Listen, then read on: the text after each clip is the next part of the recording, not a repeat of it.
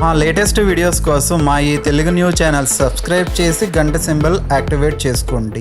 ఈ చెట్టు పొరపాటున కూడా మీ ఇంట్లో ఉండకూడదు. ఉంటే మీకు, మీ కుటుంబ సభ్యులకు అస్సలు మంచిది కాదు.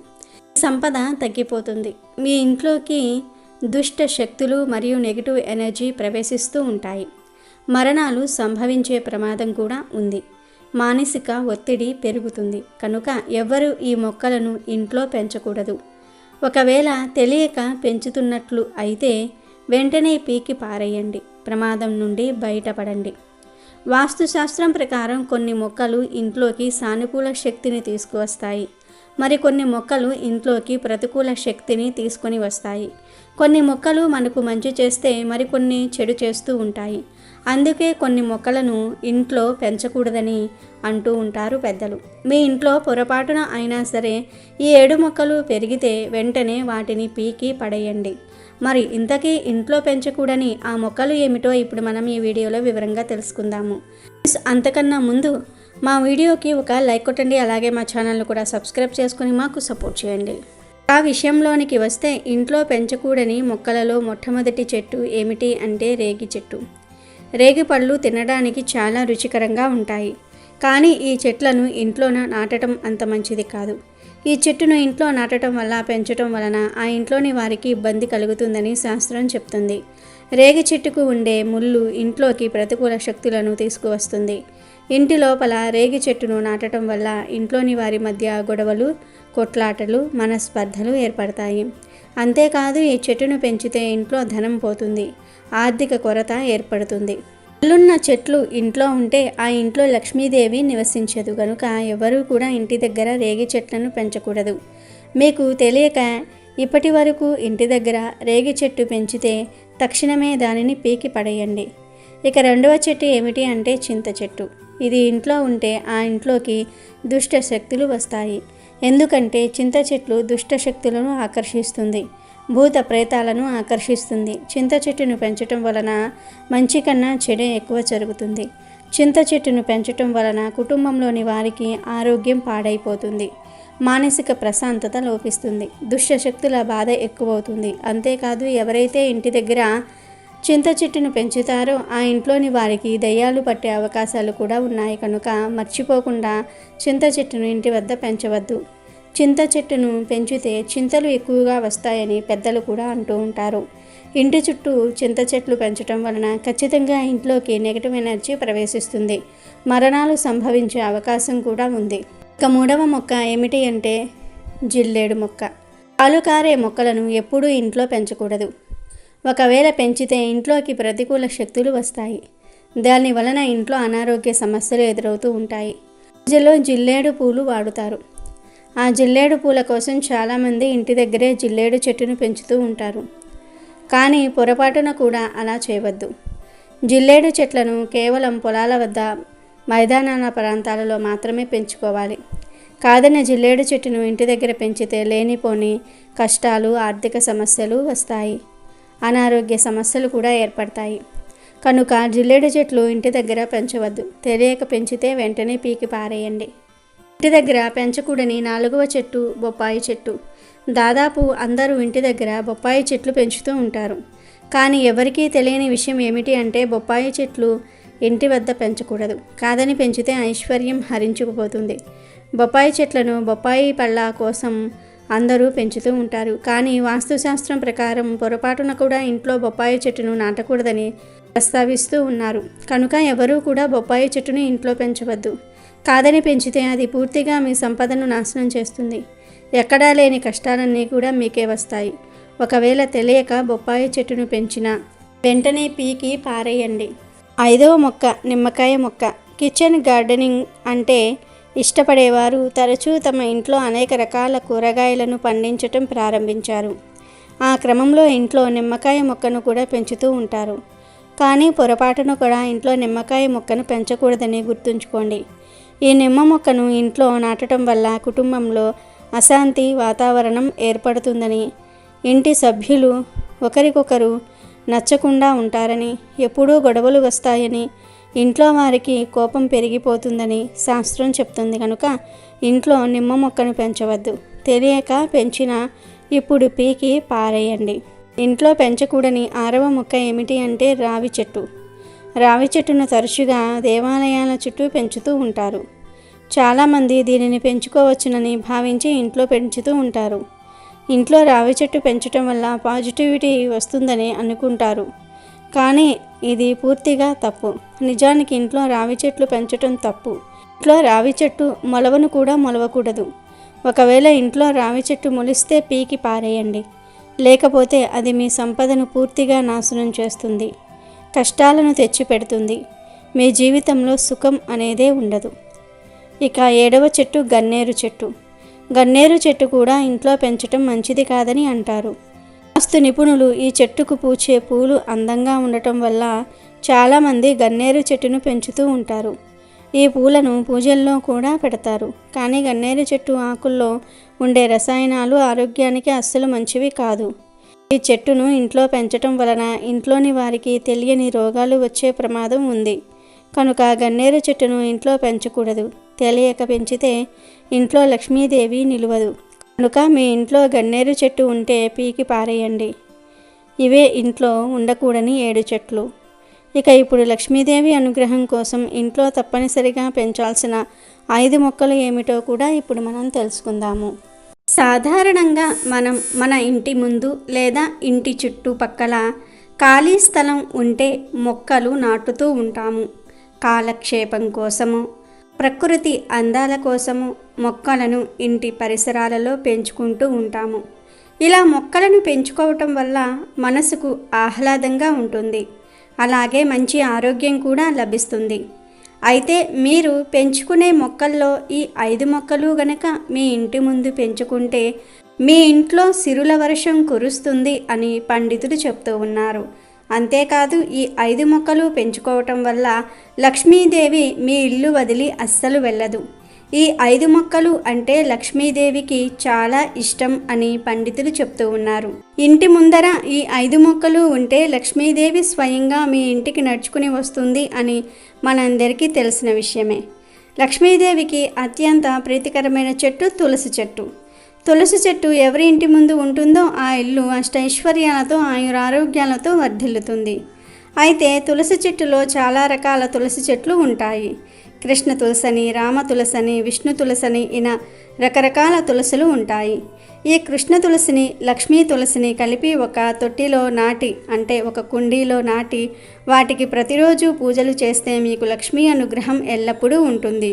ఈ 2 రకాల తులసి మొక్కలు కలిపి ఉన్న ఇంటిలో సానుకూల శక్తి ఉంటుంది. ఇంటి ముందు కృష్ణ తులసి, లక్ష్మీ తులసిని కలిపి పెంచండి.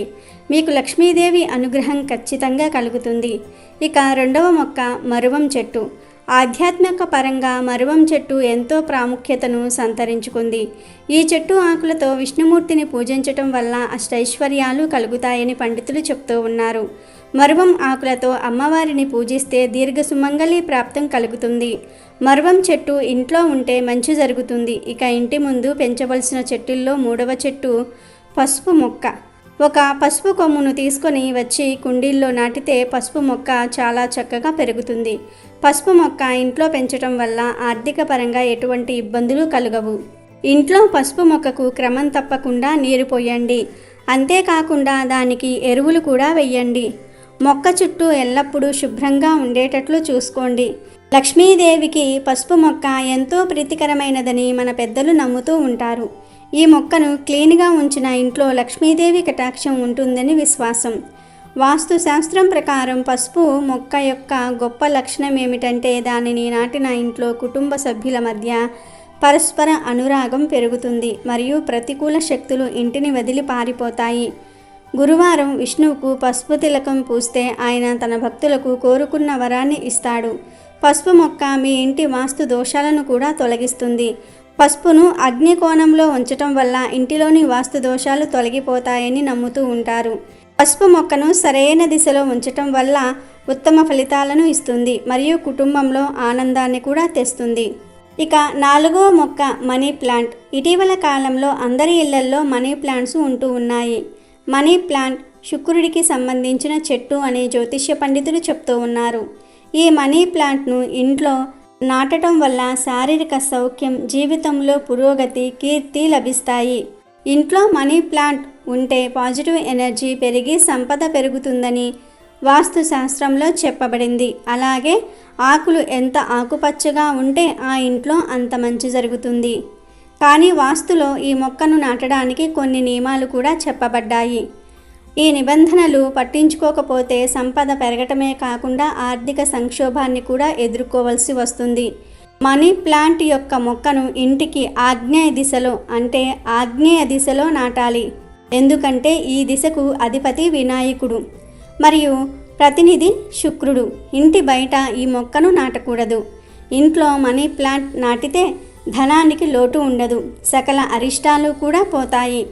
మనీ ప్లాంట్ను ఈశాన్య దిశ మధ్యలో ఎప్పుడూ నాటకూడదు. మనీ ప్లాంట్ ఆకులు ఎండిపోతూ ఉంటే వెంటనే వాటిని తొలగించి మొక్క యొక్క తీగ నేలను తాకకుండా జాగ్రత్త వహించాలి. బదులుగా దాని తీగకు తాడు లేదా కర్ర కట్టి పైకి వెళ్ళనివ్వండి.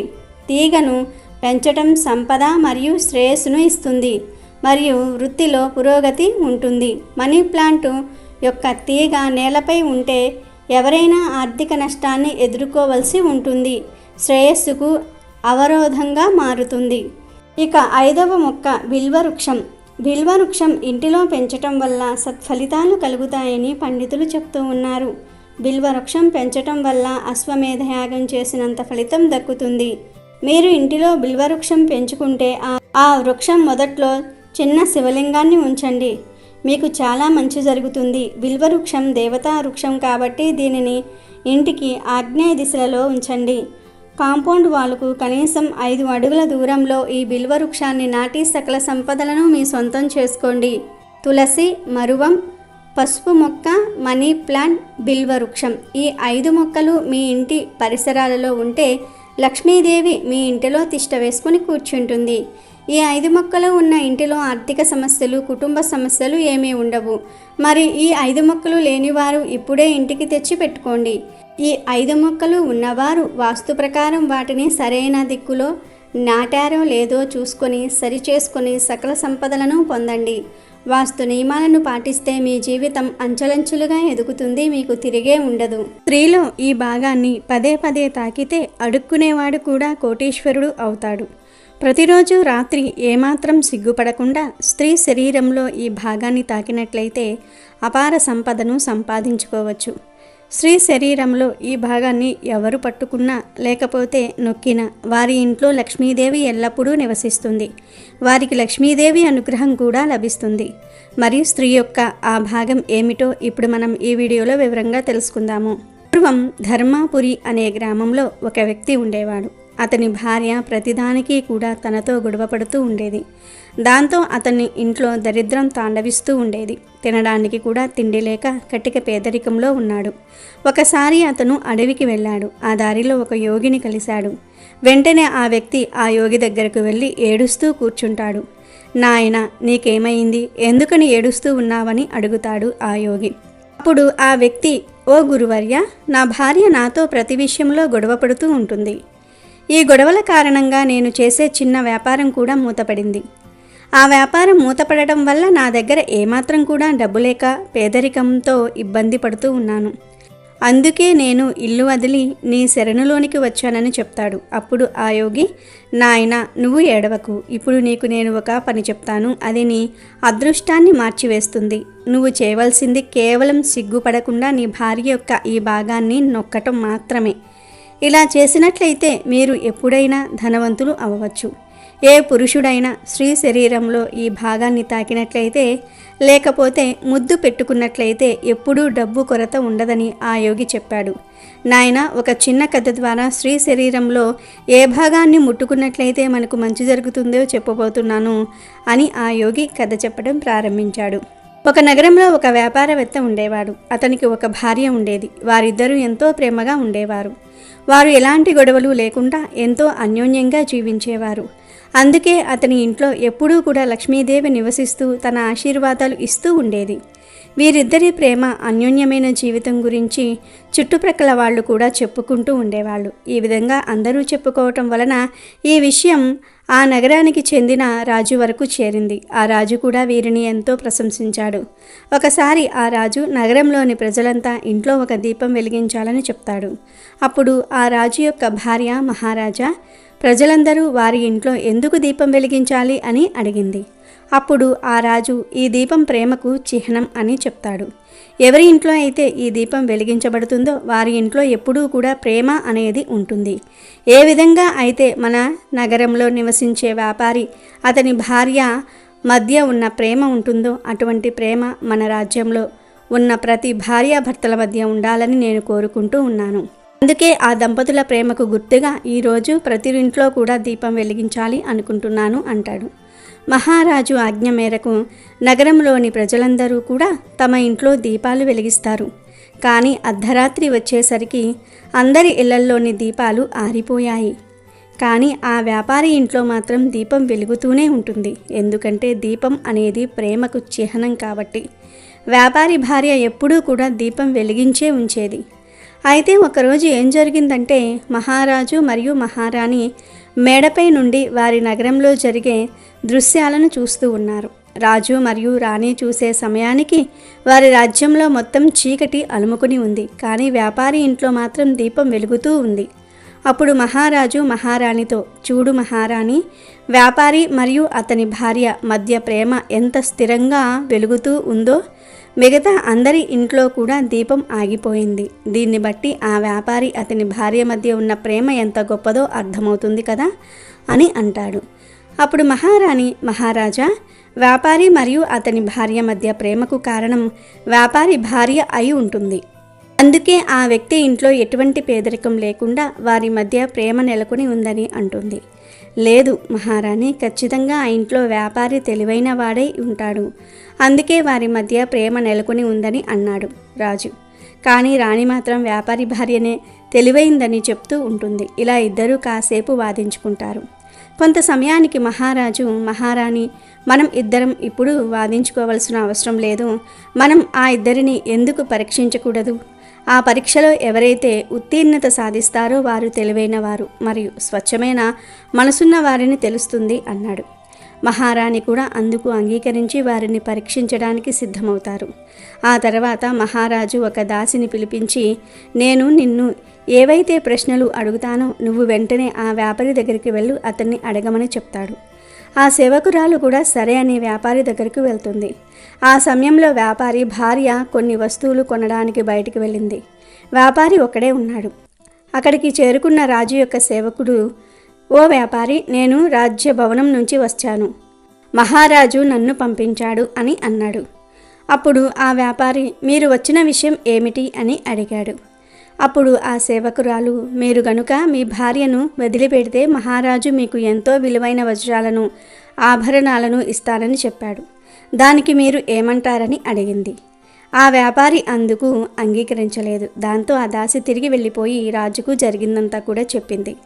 అప్పుడు మహారాణి మళ్ళీ ఆ సేవకురాలని పిలిచి ఆమెకు కొన్ని విషయాలు చెప్పి, ఆ విషయాలను నువ్వు వ్యాపారి భార్యకు చెప్పు అని ఆ దాసిని వ్యాపారి భార్య దగ్గరకు పంపిస్తుంది.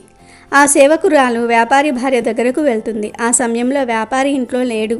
ఆ సేవకురాలు వ్యాపారి భార్యతో ఇలా అంటుంది, అమ్మా, మీరు గనుక మీ భర్తను చంపితే మహారాణి ఆమె రాజ్యంలో సగభాగం నీకు ఇస్తానని చెప్పమని చెప్పింది అంది. ఆ మాటలు విన్న వ్యాపారి భార్య, ఈ ఒప్పందానికి నేను సిద్ధంగా ఉన్నానని అంది. అప్పుడు ఆ సేవకురాలు, మీరు మీ భర్తను చంపారని నేను ఎలా నమ్మాలి అని అంటుంది. అప్పుడు ఆ వ్యాపారి భార్య, నీకు ఈరోజు మా ఇంట్లో దీపం వెలుగుతూ కనిపిస్తుంది. నేను ఎప్పుడైతే నా భర్తను హత్య చేస్తానో అప్పుడు నేను ఈ దీపాన్ని ఆర్పేస్తాను అంది. మాటలన్నీ విన్న ఆ సేవకురాలు తిరిగి రాజు రాణి దగ్గరకు వెళ్ళి జరిగిందంతా కూడా చెప్పింది. మహారాణి ఎప్పుడైతే ఆ వ్యాపారి భార్య మాటలు వింటుందో ఆ రాణికి ఆ వ్యాపారి భార్య మీద విపరీతమైన కోపం వస్తుంది. అప్పుడు మహారాజు వెంటనే తన సేవకులను పంపించి, సేవకులారా, మేము పెట్టిన పరీక్ష కారణంగా రాజ్యంలోని ఒక వ్యక్తి ప్రాణాలు కోల్పోవటం మాకు ఇష్టం లేదు. మీరు వెంటనే ఆ వ్యాపారి దగ్గరికి వెళ్ళి జరిగిందంతా చెప్పండి అని ఆదేశిస్తాడు. ఆ సేవకులందరూ ఆ వ్యాపారిని కలిసి జరిగిందంతా చెప్దామని వెళ్ళేసరికి ఆ వ్యాపారి హత్యకు గురై ఉంటాడు. అక్కడే ఆ సైనికులకు ఆ వ్యాపారి భార్య కనిపించింది. కొంత సమయానికి ఆ సైనికులు వ్యాపారి భార్యను తీసుకుని రాజభవనానికి వచ్చారు. అప్పుడు మహారాజు ఆ వ్యాపారి భార్యతో ఇలా అంటాడు, నువ్వు ఒక దురాశ పరురాలివి. నీకు డబ్బంటే ఇంత ఇష్టమా? కేవలం డబ్బు కోసం నీ భర్తను కూడా చంపేశావు. ఎందుకలా చేశావు అని అడిగాడు. అప్పుడు ఆమె ఇలా చెప్తుంది, మహారాజా, నేను ఎప్పుడో నా భర్తను చంపేయాల్సింది, కానీ నేను ఒక అవకాశం కోసం ఎదురు చూస్తూ ఉన్నాను. నా భర్త నాతో చాలా దారుణంగా ప్రవర్తించేవాడని చెప్పింది. అప్పుడు రాజు, నీ భర్త అంత దారుణమైన పని ఏం చేశాడు చెప్పు అన్నాడు. ఆ వ్యాపారి భార్య, నా భర్త ఎప్పుడూ నా ముక్కుపై తన వేలితో గట్టిగా నొక్కేవాడు. ఇదే కాకుండా నా భర్త ఇంకొక పని కూడా చేసేవాడు. అదేమిటంటే నా భర్త ఎప్పుడూ నాలుకతో నా చెవి వెనుక భాగాన్ని తాకుతూ ఉండేవాడు అని చెప్పింది. వెంటనే రాజు, అమ్మా, మీరు నిరుపేదలుగా ఉన్నప్పుడు నీ భర్త ఈ విధంగా చేసేవాడా అని అడిగాడు. అప్పుడు వ్యాపారి భార్య, లేదు, ఇలా చేసేవాడు కాదు అని చెప్తుంది. అయితే నాకు ఇప్పుడు అర్థమైంది నీ భర్త ఇలా ఎందుకు చేసేవాడో అన్నాడు రాజు. ఇక్కడితో కథ ముగిసిపోయింది అని చెప్పాడు ఆ యోగి. ఇలా చెప్పిన తర్వాత, నాయన, ఇప్పుడు నీకు అర్థమైందా? స్త్రీ శరీరంలో ఏ భాగాన్ని తాగితే అష్టైశ్వర్యాలు సిద్ధిస్తాయో అని అడిగాడు. అప్పుడు ఆ వ్యక్తి, గురువుగారు, నాకు ఇప్పటికీ కూడా ఏమీ అర్థం కాలేదు అన్నాడు. అయితే ఇప్పుడు నీకు నేను వివరంగా చెప్తాను, శ్రద్ధగా విను అని ఇలా చెప్తాడు. మొదటిగా ఆ వ్యాపారి అతని భార్యతో చేసింది ఏమిటి అంటే, తన వేళ్లతో తన భార్య యొక్క ముక్కు నొక్కటం. ఎవరి ఇంట్లో అయితే పేదరికంతో బాధపడుతూ ఉన్నారో వారు తమ వేళ్లతోటి వారి భార్య యొక్క ముక్కు నొక్కాలి. ఎందుకంటే స్త్రీ యొక్క పైభాగం చాలా శుభకరంగా భావిస్తారు. కాబట్టి ఎవరైతే ఈ పని చేస్తారో వారు ధనవంతులుగా మారిపోతారు, లక్ష్మీదేవి అనుగ్రహం పొందుతారు. చూడు నాయనా, ఆ వ్యాపారి చేసిన రెండో పని ఏమిటి అంటే, ఆ వ్యాపారి తన నాలుకతోటి తన భార్య యొక్క చెవి భాగాన్ని తాకటం. ఇలా చేయటం వల్ల మీ అదృష్ట తలుపులు తెరుచుకుంటాయి. ఎందుకంటే స్త్రీ యొక్క చెవి వెనుక భాగంలో లక్ష్మీదేవి నివసిస్తుందని నమ్ముతూ ఉంటారు. అందుకే ఈ విధంగా చేయటం వల్ల లక్ష్మీదేవి కృపను పొందగలుగుతారు మరియు అపార ధనాన్ని సంపాదించుకోగలుగుతారని ఆ యోగి ఆ వ్యక్తికి చెప్పాడు. ఆ వ్యక్తి ఆ యోగికి ధన్యవాదాలు చెప్పి అక్కడి నుంచి తిరిగి వెళ్ళిపోయాడు. యోగి చెప్పినట్టుగా చేసి కొద్ది రోజులకు ధనాన్ని ఆకర్షిస్తాడు ఆ వ్యక్తి. అందరూ గుర్తుంచుకోవాల్సిన విషయం ఏమిటి అంటే, శ్రీ లక్ష్మీదేవి యొక్క ప్రతిరూపం. ఎలా అయితే ఈ వ్యక్తి ధనవంతుడిగా మారాడో మీరు కూడా అలా చేసి ధనాన్ని ఆకర్షించండి. మీరు కూడా ఈ విషయాన్ని ఫాలో అయి లక్ష్మీదేవి అనుగ్రహాన్ని పొందండి. కాకపోతే మీరు మీ భార్యతో ఈ విషయం గురించి ముందుగానే మొత్తం చెప్పండి, ఆ తర్వాతనే ఆచరించండి. అమెజాన్లో బెస్ట్ డిస్కౌంట్స్ కోసం వీడియో డిస్క్రిప్షన్లో లింకు ఉంది, చూడండి. అలాగే మా టెలిగ్రామ్ ఛానల్ సబ్స్క్రైబ్ చేసుకోండి.